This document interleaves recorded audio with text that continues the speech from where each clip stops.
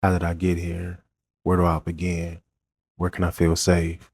Who can I talk to? Does anybody understand me? Where can I turn to? Let's start the conversation. What's going on, y'all? It's your boy Ryan. And I'm Brittany. And we want to thank y'all for tuning in for another conversation. And for today's conversation, we have Miss India. Hi. India, Chase the Taste, a mother, a friend, so many different titles. Tell the people who you are. So I'm India. I am a 32-year-old business owner, second-time business owner. My first business was a swimsuit line called The Naked Truth. And my new baby, my new venture, which has always had a deep place in my heart, is my cooking business called Chase the Taste. I'm currently in culinary school. I work full-time. I'm a full-time mom, a football mom, all of the things. But Chase the Taste is my newest baby, newest venture, and I hold it dear to my heart. And yeah, I'm just happy to be here. We're glad you're here. Thank you. Thanks for having me. Thank you for coming. Okay, what would be our first question? So, how do we tell the people how we met? Y'all, this is my longtime friend.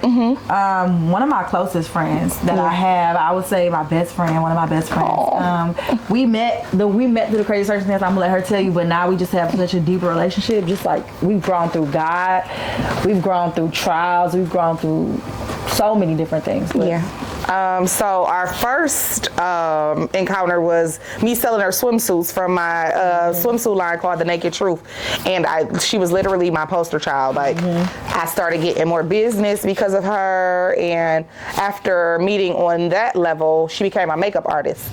So we went from she was just a customer of mine buying swimsuits every time I dropped something to me going to get my makeup done when she worked at the shop to now she's inviting me over to her house to get my makeup done. Chloe became my niece. I'm talking about sitting in my lap, the dog sitting in my lap while I'm getting my makeup done. And then we kind of just like connected on a deeper level. Started like having personal conversations, and she really is like a light.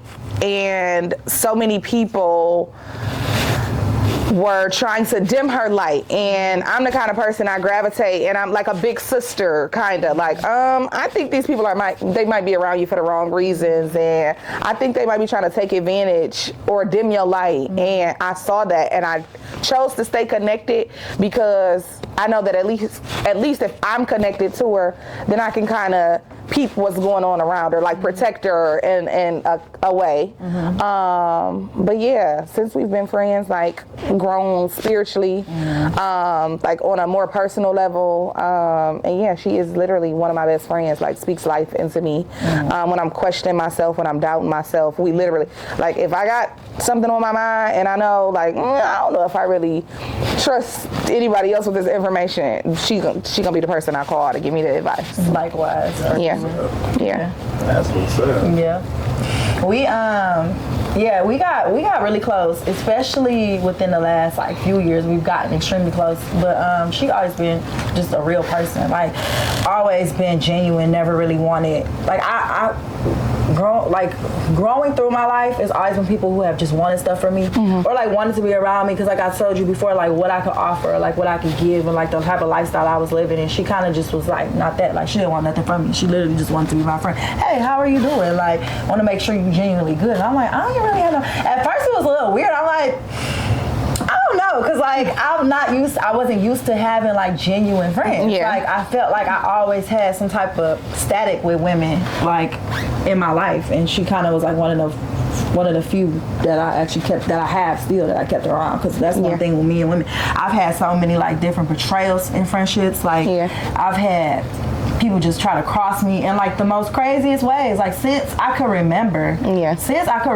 like a young lad, like I've had people trying to cross me, just do all type of stuff. So it was like, I don't know, I felt like the enemy was trying to like make me be deterred from women, like and females, and be like, I don't really trust bitches, like, you know what I mean? Like, but God was like, no, like I'm placing people in your life that I know you need, that I know are good for you, that I know are there for you. So now it's like God been giving me more discernment. And yeah, it's been cool. Like now, I'm kind of like learning who, you know, how to trust people, who I can trust, who I can't trust. And yeah, it's been cool. You definitely one of them, though, for sure. Yeah. You already know that. Yeah. That's what's up, man. So, Oh, go ahead. no. No, go ahead. Listen, whatever y'all want to ask. Okay, so let me see I it. know where I can get this food. I know where I can get So this. listen, there's gonna be a little bit more food here. Whatever. I could come cook and bring it to the show. Whatever y'all want to. Okay, so let's see. What was it like watching me become sober?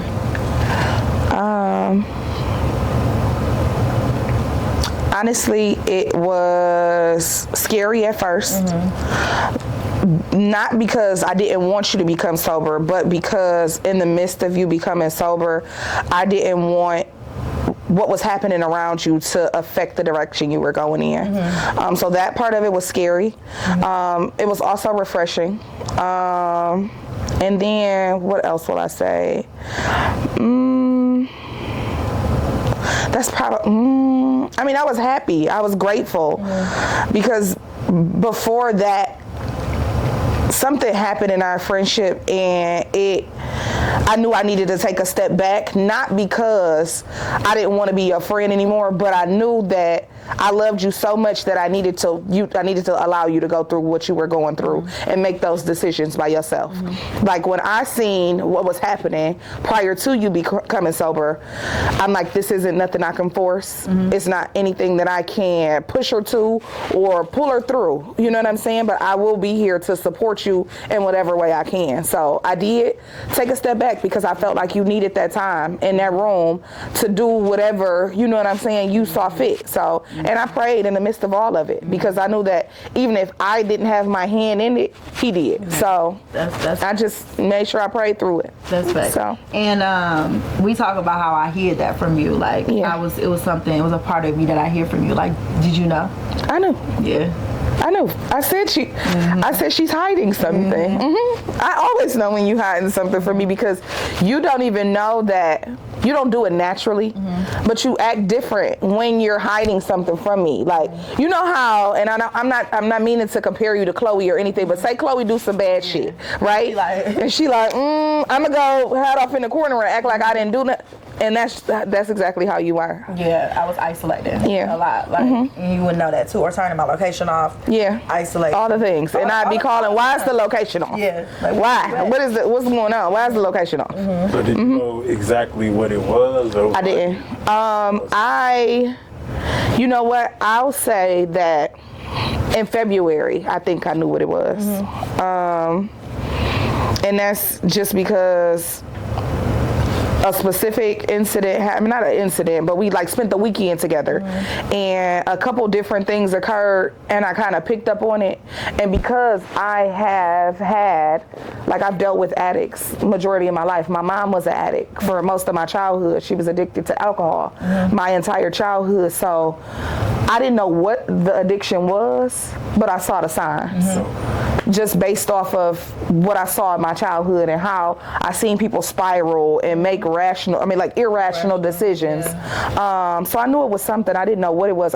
If I'll be honest, I still don't know exactly what it is. And I just had this thought to myself today, like, that's one of my best friends, and I still don't feel comfortable enough to say, well, what was it?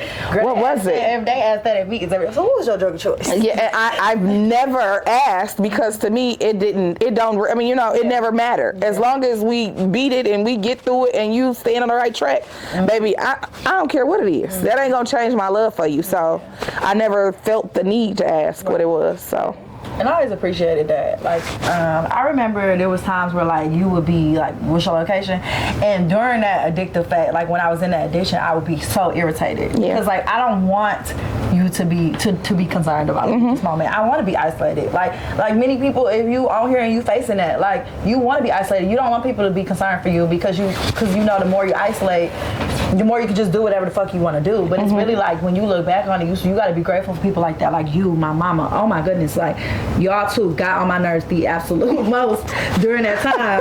But y'all two were like the two who cared about me, you know, the most during that time. Like, I don't know where I would be without y'all two. So it's like, Yeah. you know, definitely be grateful for people like that in your life for sure.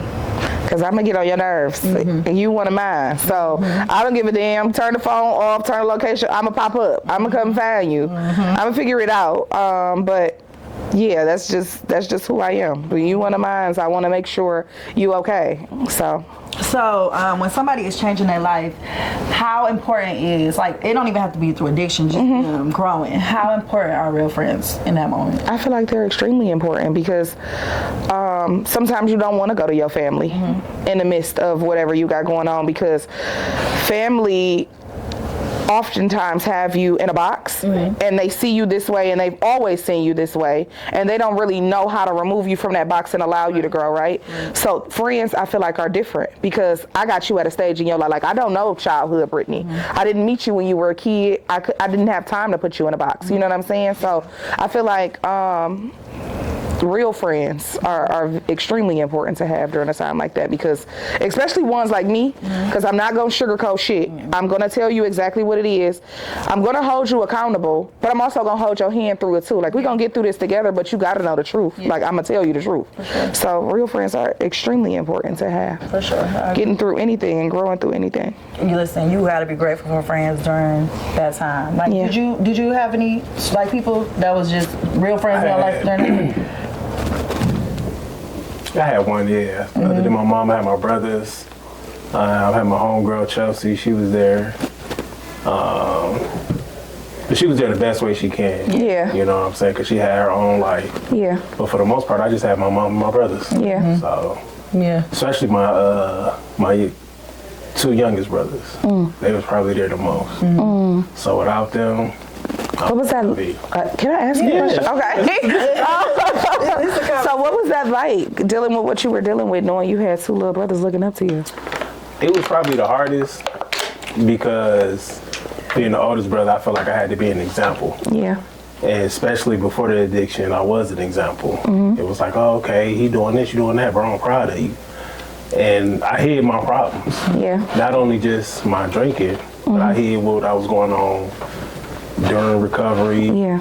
all type of stuff. Even now, you know, it'd be funny because I be talking to Brittany sometimes about some shit, and I'm like, yeah. I ain't never even said this out loud to nobody. No, I get it. And I'll be up like, even I think we was talking the other day.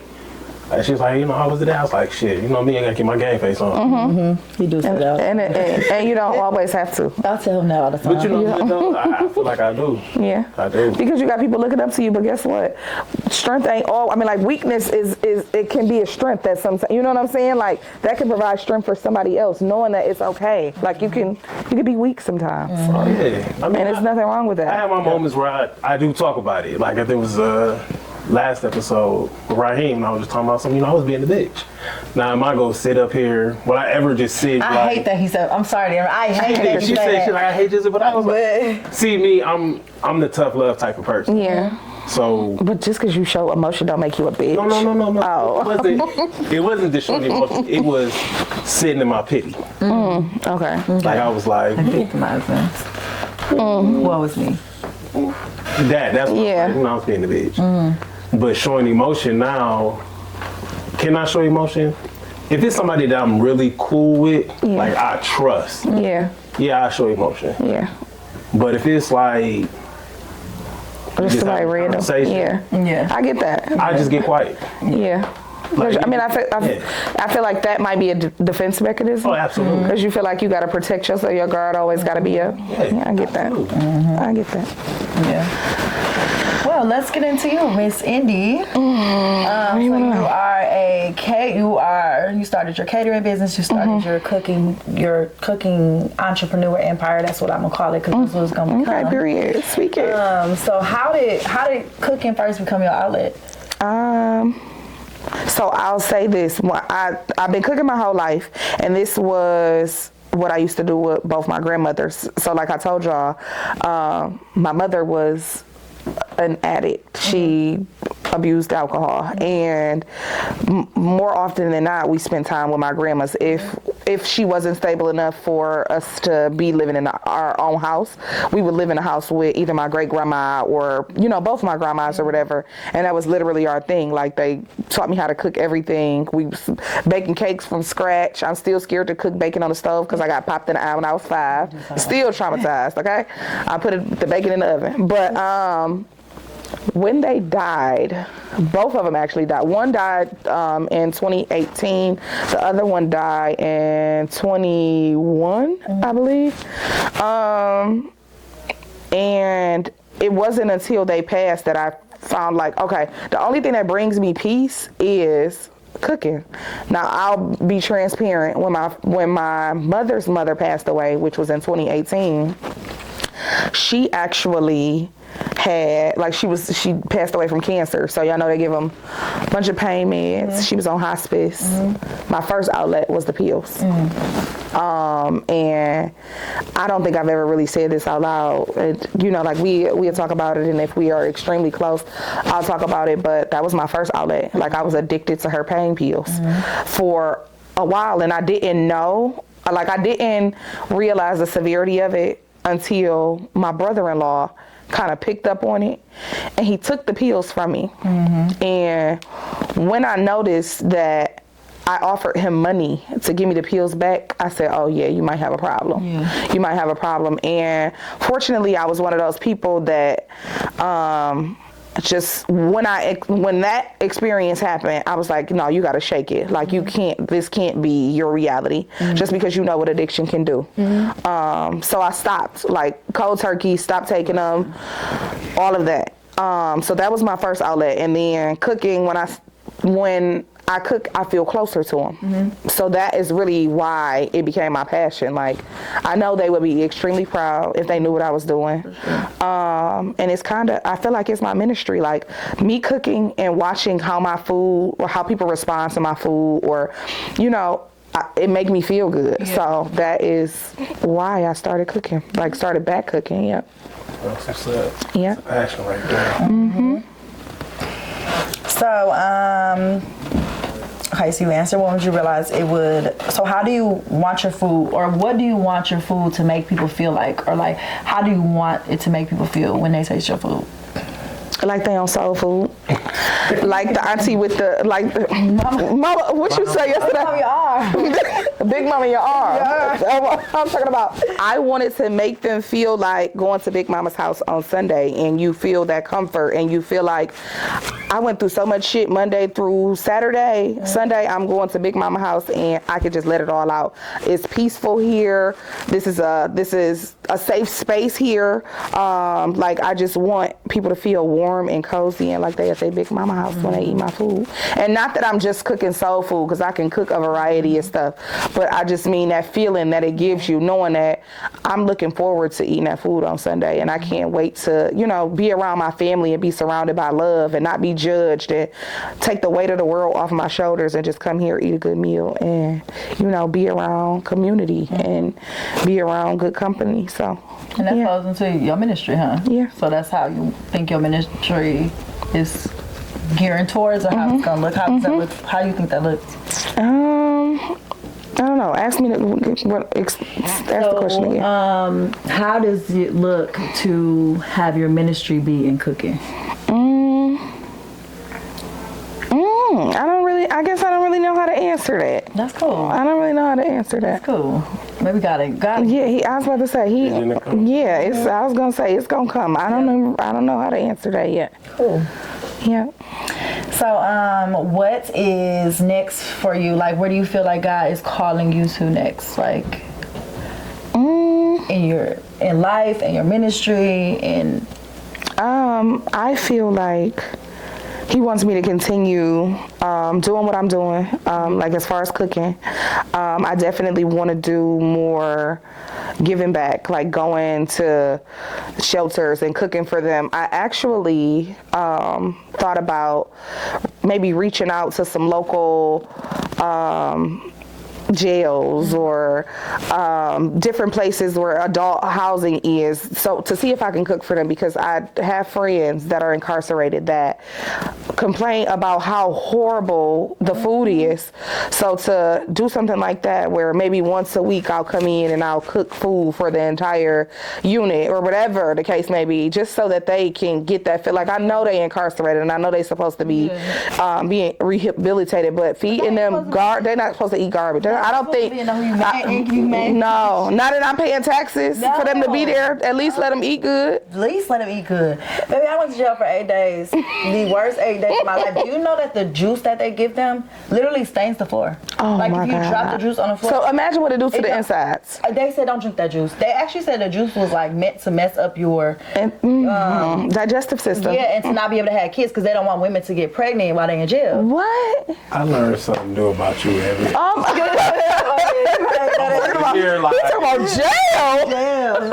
Listen, jail. It was Jail. the food. Listen, that would be good to do. 'Cause the food was terrible. Listen, I'm talking about the stories that I hear. It's messed up. Yeah, and it's so unfortunate because it's like, okay, I understand y'all trying to punish them, but damn, y'all gonna punish them like that? Yeah. So, I would be interested in doing something like that, like going to places and just giving back in that way. I remember doing that, like when you did the drive for your birthday, and I cooked. Well, I ain't even make nothing for real. I did meatballs and green beans or something, and your mama still tell me to this day, them people love them. Them people love that food. They kept coming back asking for seconds. So just doing something like to impact people, like you don't even understand how food impacts the world. Like It do. it's a big deal. Like it can literally change your mood. I just talked to my niece yesterday, and she just experienced a loss. Her mom died like a couple months ago. My sister passed away in August, and my niece is only 6 years old. So I'm trying to communicate how to navigate through bad days to a 6-year-old. So I tell her like, you know, well, we need to just figure out something fun to do on your bad days. And I tell her like, well, on my bad day, if I'm going to get my favorite salad, which is a chicken fattoush from Boff's Market, and I'm going to get me the biggest strawberry banana smoothie that they have at Baskin Robbins, because I don't know what it is in those two things, but I could be having the worst day ever. If I have that, I feel so much better. Like I don't know what it is, so I want my food to do that to people. Yeah. Yeah. And you know, notice too when food, like when I make food and I don't have an attitude, if I cook food with an attitude, Oh, it's gonna be nasty. Like, it's not gonna be as My mama be like, girl, how about you use this spicy? Why is spicy? Because you pissed me off. Nah. Nah, I'm over here. No, yeah, like Ryan, you cook too, right? Yeah, Ryan in the chefing business. Yeah, you are? Yeah. Okay. Cook at a little restaurant. I went to culinary school. Okay. I went to Dorsey. Okay.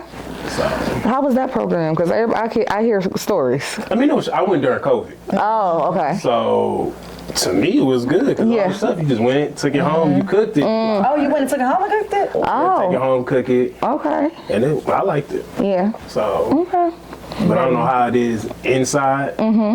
But the only time you actually had to go in was to take the test. Like, Yeah. we did the serve safe and all that. Yeah. And then the exams, you had to go in. But other than that, It was good. I Okay. make some fire chicken wings. I remember the first time I met Ryan at the bonfire yeah. back here. I was scared to eat the chicken. 'Cause I was like, who it's made gonna the be chicken? barbecue. I said, no offense, but white people don't clean their chicken. Like, it's a thing. Like, it really Listen. don't. Like, it's. I'm in school and they talking about just wash it with the water. The water will clean. Oh, they say in school? Oh. The water will clean it. Whose? No, thank you. I said, Where's the vinegar? Right. I be doing my own thing. Where's the vinegar? Give me a lemon. Give me something. Yes. The water not good enough. I used to It's watch not clean my enough for me. just take it out the pack. Oh no. I'm thinking like, you know, I'm not about to eat the chicken. Maybe I eat some chips. And I seen Ryan was on there. I said, oh yeah. I'm eat the chicken. That chicken, baby. I tore that chicken up. I'm gonna eat the chicken. Oh my God. Eat the chicken. That is funny. Sure. Okay, so let's talk about faith. How has faith and your relationship with God kept you through like the dark times in your life? I think it's been the only thing that's kept me, if I'm being honest. I have gone through a ton of stuff, like from childhood to being an adolescent to being an adult. I don't think and I'm not a person, I'm not even going to be a Bible slanger and say that I've been in church my entire life, because I haven't been. I didn't grow up in church. It was a decision I made maybe at like 17 years old that I wanted to know who God was for myself. I remember being a kid and telling my aunt, I want to get baptized. And she's like, why? Like, you don't even know why. So, and I needed to have my own relationship and know who God was for myself before I took that step. But at like 17, I decided like, I'm gonna start going to church and see what it's like. And the first church I decided to go to, they kind of turned me off. They felt like real judgy. It didn't really feel warm. It didn't really feel like they were like had open arms. So I left, and then immediately after that, maybe I was like 18 years old and started going to Triumph. And Triumph felt like a place where I didn't have to wear a mask. I didn't have to pretend to be this perfect person. And it truly felt like come as you are. Like no matter what that looked like, it felt like come as you are. And I've been going ever since I was 18 years old. Got baptized there. My son was christened there. The day my husband finds me, that's where we're getting married. So I hope you roll this back, okay? We're getting married at Triumph, and Kinlock is marrying. Kinlock is marrying us. Where you at? He's marrying us. But no, it's gotten me through everything. I don't think I would be sitting here right now if I wasn't connected to God, if I didn't have faith. I would probably be dead, is what I personally feel like.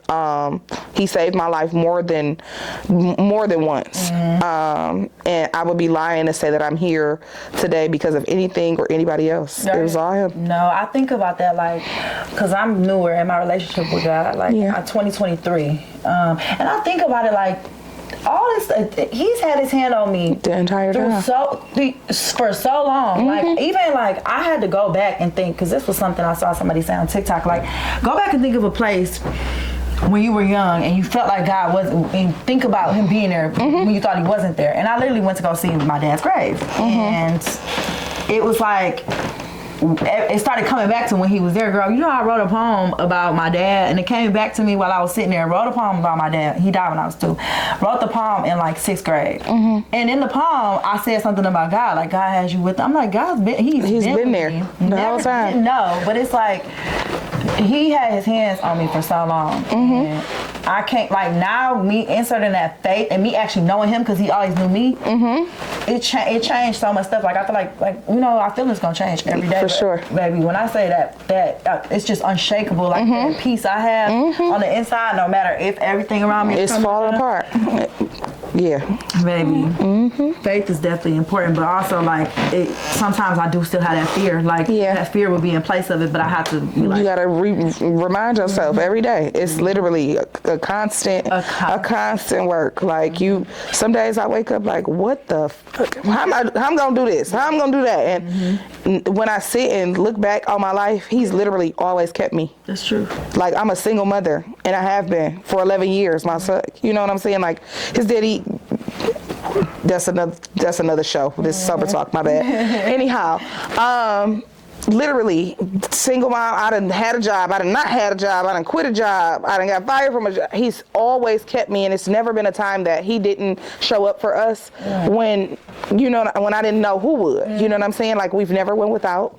We've always had a roof over our head. He's always had clothes on his back, and I know the only reason that is because God kept us. I remember when I first found out I was pregnant, I was 21, and I had people questioning like, so what are you gonna do, and how are you gonna do this, and are you sure, because you know this is your baby regardless. And I remember my bonus mom having a conversation with me and telling me that God is gonna always make a way for you and your baby. And I live by that. Like I preach that to everybody that I know. All of my friends that have kids and that may go through a struggle, I tell them like, girl, you know you're gonna be okay, right? Like God is gonna always make sure you and that baby is okay. Just because that was taught to me, and it has not, it hasn't, like, it's been true. It's been true. The entire 11 years, it's been true. And I'm hard-headed, so he didn't, I got a crazy testimony. This how hard-headed I am. I've been drinking and driving. Literally, this was like right after I got baptized. I was drinking and driving. This is mind you, I already had a DUI, which is why I went to jail the first time. Second time, I'm drinking and driving. I'm leaving a restaurant. I'm not even that drunk, but I didn't have my glasses on. I couldn't see. Now I was drunk, but it wasn't the drunkest that I've been. I'm literally about to turn left, but I'm on the wrong side of the road. About to turn left. Mad at the cop. Cars are coming this way, right? And a cop car come in front of me. I'm like, damn, like, cause the car was turning right. I'm right here. The car almost hit me head on, but like went around, like that close to hitting me, went around. The cop pulling front. I'm like, oh, he about to get that car the whole time. Whole time it's they you. about to get me. They coming from. I'm like, what I do? He like, you on the wrong side of the road. Literally, I was so mad. Like I had the nerve to be mad at God. Like I just got baptized. I'm thinking my life about to be just so good, but I'm still making horrible decisions that I know I shouldn't be doing. Like God was like, hey, well, you know you're not supposed to be drinking and driving. So I already done got you off with the mercy the first time. This time, like so I'm going through a lawyer. I'm going through like court, all this crazy stuff. Why did the police officer ended up testing me like 15 minutes or a minute and like 50 seconds earlier than he should have. So the whole court case got thrown out. Then the whole thing got thrown out. Ended up getting down to double parking. But it was like, I felt like I had to, after that though, I never drank and drive again. But I felt like I had to go through that to learn like, you hard-headed, you drinking and driving. I'm going to show you the consequences. For my mercy, I'm going to make sure that you don't get charged with this. But you got to learn. You got to learn. And I remember being so mad, but I didn't know. I only knew God as a loving God. I didn't know God as a discipliner. I didn't know God as anything other than, everybody thinks that he's just a loving God. Everybody thinks that, oh God, I'm not going through this because of God. This is the devil's work, or this is like no. Sometimes at some point you got to look yourself in the mirror. It's you. I'm like it's the enemy. No enemy, baby. You the enemy. You was your own enemy. Baby. Okay. And I'm telling you, it's so important too. Like when you first get on your walk, to not only just know like he is a loving God, but also you're gonna have to pay for some stuff. You have to pay for some stuff that you do, like in life. But it was just crazy. So he definitely still worked things together for my good that day, and he been good. Been good. I done told you mine. I don't know the statutes of limitations, so 6 months happens, we good. Talking about we not gonna bring that up. But because my shit, I hear both of a lot in both of y'all. Especially with you when you saying like, people say God meet you where you at, and you're like, nah, you just happened to look up and he was there. You just finally seen him. You know what I'm saying? Being there with you that whole time. Literally just finally seen him. Because I sit up here and I'm like, man, God, why you put me through this? And I just gotta be like, nah, you put you through that. I did something. For sure. Because they always say everything got to go through him. So if he allowing it, it's for a reason. Hello. Most of the time, if he letting you go through it, he allowing it, but he gonna get you through it. He gonna get you through it. He is. That part every time. So, what is one thing that both of y'all love about yourselves? Ryan. No, Ryan. She said Ryan. I'm a gentleman, right? One thing that I love about myself. I don't know. Okay. One thing I love about you is that you are a extremely kind person, like a kind-hearted person. Like your inside matches your outside. That's one thing I for sure love about you. Okay. I'm gonna love to taste that food. I know that's right. Okay, you can come back to me. I'm gonna think about something. But go ahead, Ryan. My relentlessness. Like I'm just, it don't matter what I'm going through. Like I'm gonna keep a game face. I'm gonna get through it. And I'm gonna make sure everything goes. I don't know how. Yeah. But with faith and work, the shit go happen. Yeah. So that's what I like about me. That's good. Well, I guess that I love that no matter what I go through, I don't ever give up. Like, no matter what it looks like some shit always look like, I don't know, like I don't know what the end is gonna look like, but I know I'm gonna see the light at the end of the tunnel. The fact that I don't allow the shit that I've been through turn me into a sour person or turn me into a bad person. Even through like being betrayed and being abused and all of the things, I never allowed any of that to change who I was on the inside. That's true. So I think I love that the most. That's true. Yeah. I would say I love my heart. Yeah. That's one thing I love about me, and it's actually hard. Like I asked that because I remember somebody asked me that, and I didn't know. Yeah. And I'm like, and it made me start thinking about it, like, yeah. and kind of started to think of something, not even daily, because it's not a daily thing, but I started to think of it more often. But I would say my heart. And just like how pure it is. Yeah. Yeah. I love that about you too. Yeah. Light. The light, for sure. I just told somebody that earlier. Like, we are so funny with each other because you be scared that I'm going to judge you or whatever, look at you a certain way, and I be feeling the same way, like, oh my God. Like when she cooked dinner for me maybe like a week or two ago, and I came over and I said, well, I mean, I know God, but like, she just met God, so like, do we know him different? We're like, what does that look like? Is our conversations gonna be weird? What are we gonna talk about? Like, are we still gonna connect? Is this still my person? Like, what am I? Because I know her journey is new, right? So she gonna say a scripture every chance she gets. She gonna say a scripture. I'm gonna have to go look it up on my phone. But listen, all you gotta do is tell me a couple words, and then I'm gonna tell you. But so I was a little nervous for our dinner date because I'm just like, and when we first became friends and we weren't as spiritually aligned as we are now, the conversations used to be like, girl, what's the tea? And who is he? And you know what I mean? And hello. And now it don't even really be no gossip. Like it's healthy. It's like a healthy friendship, and I wouldn't change it for anything in the world because it's easy to sit in rooms with girls that's gonna talk about the latest and the greatest and who's fucking who.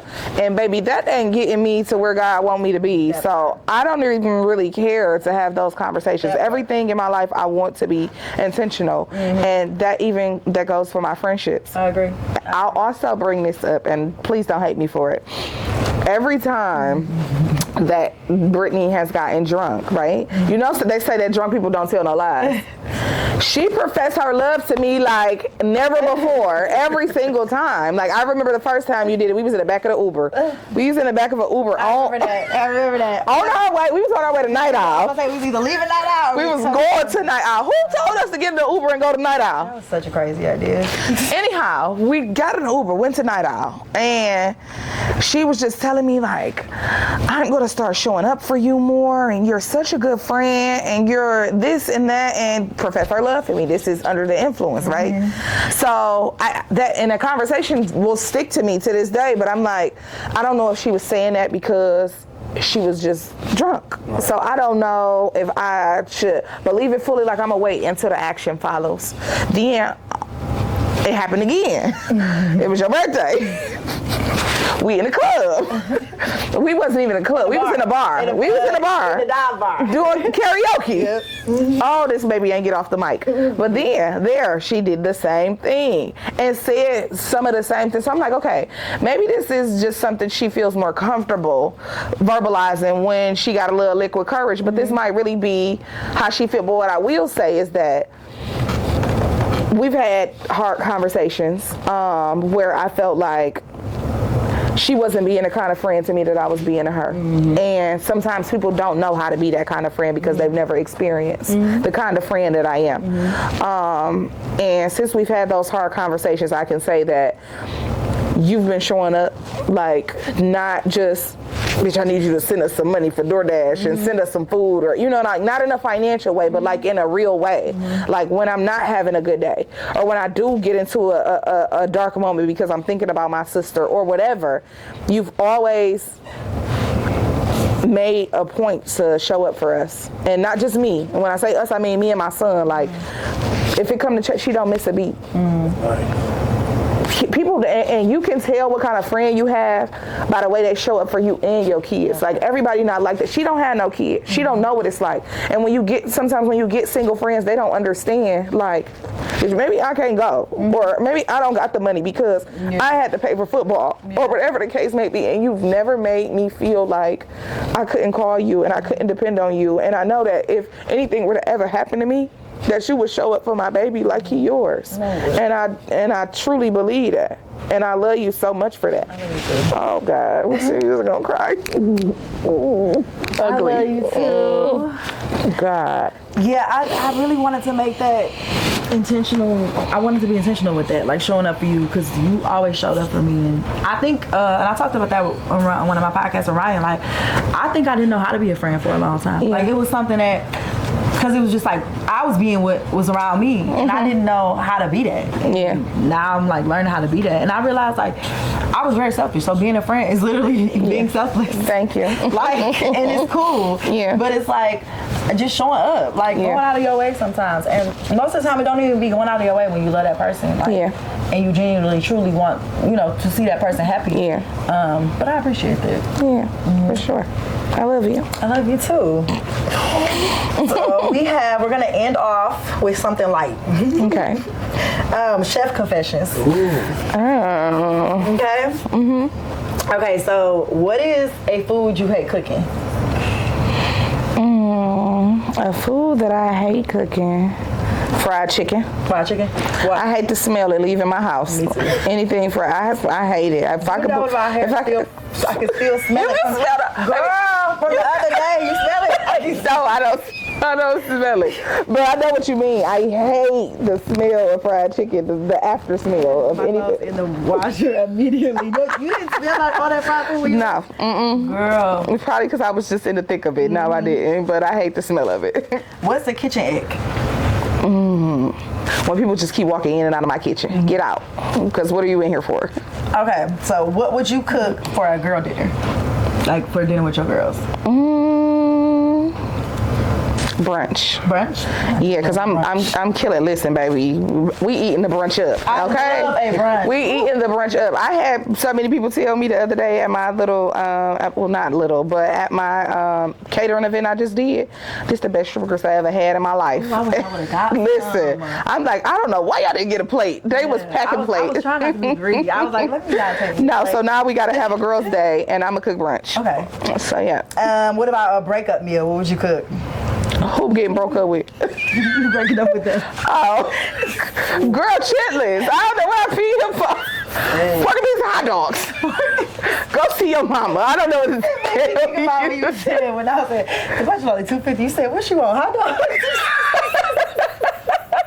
Talk about, baby, what am I cook for you? What about What are these hot dogs? a first date meal?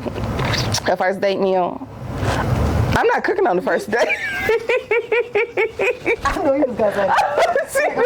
She knew I was gonna say that. Because what I'm cooking on the first date for, that is an experience, okay? I'm not just giving it out, okay? Not by any means. All right, Give it out. on the first date, when you ready to give that experience. When I'm ready to give that wouldn't be a first date, okay? Okay. But the first time that I cook for a man that is my man, because home cooked meals is for men that pay bills. But the very first thing I would probably cook, depending on his allergies and things, I would probably do maybe like a Tuscan salmon and shrimp with, because I'm trying to be sweet, I'm gonna put a lobster tail in there, over white rice, broccolini,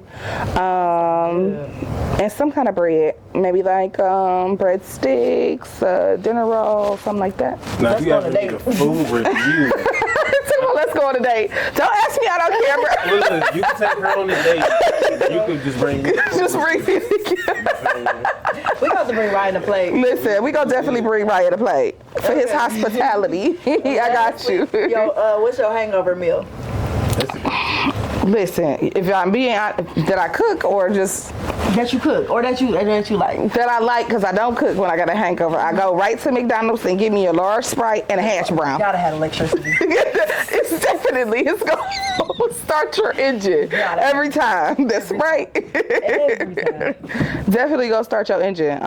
But yeah, no, I don't. If I got a hangover, baby, no, thank you. I'm not cooking. It's definitely McDonald's and a hash brown. Got it. Yeah, Okay. that's it. Okay. All right. Well, thank you so much. Thank you so Thank much. you for Coming on. having me. We Thank you for enjoyed having you. me. We was just cracking up. Ryan said, okay, we're not fit in. In on the plate. Listen, that's all I want is a play. Y'all can have y'all girl talk. Okay. Chit We do a chat. whole nother episode. I do some shrimp and grits and I'm chilling. Listen, Maybe next okay. season we'll do like in the kitchen. Yeah. Ooh. Episode in the kitchen. We can do that. We can do that. Y'all can do a cook-off. Yeah. I'll Ooh, be the judge. okay. Yeah. I'm good. Yeah. I am. And I ain't even about to embarrass myself. I'll be your sous chef. Okay. I take that. And I take taste that. tester. Okay. I take that. so tell people where they can find you, and let people know, how to find your business. Okay.